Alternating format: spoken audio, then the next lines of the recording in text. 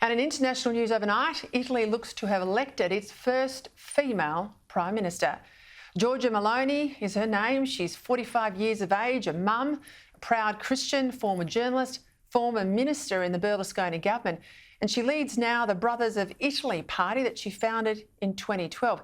You might think Meloni smashing the glass ceiling in Italy would have united feminists the world over, but instead she's been branded a fascist, the most hard-right leader since Mussolini, they say.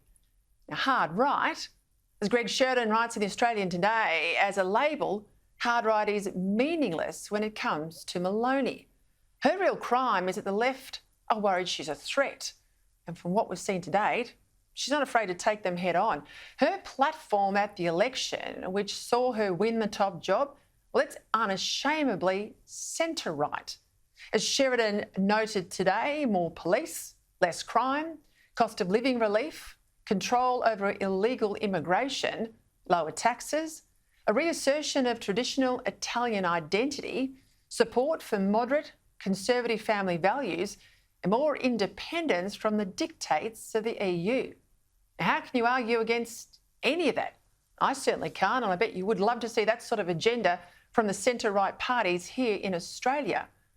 But even better than that is her support for more fossil fuels and nuclear power to deal with Europe's energy crisis. In her first speech, after claiming victory overnight, Meloni says she wants Italians to be proud of being Italian again.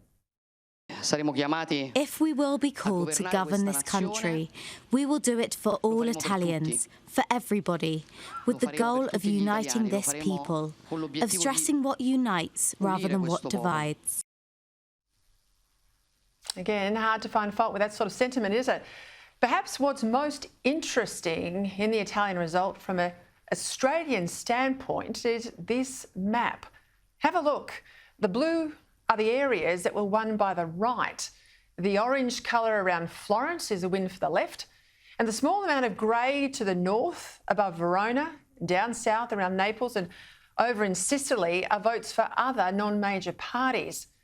Now, by and large, commentators put the right's strong showing down to 2 years of some of the toughest COVID restrictions in the world.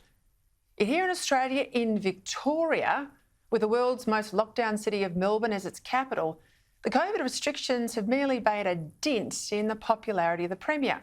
My view on this? That's because the opposition barely opposed the restrictions. The opposition went along for the ride and even now is me-tooing the Andrews government on energy policy, gender policy, and this madness of a state treaty with Aboriginal Victorians. Maybe it's too late, but there's a few lessons from the Meloni playbook that might be a way to save a bit of a sinking campaign.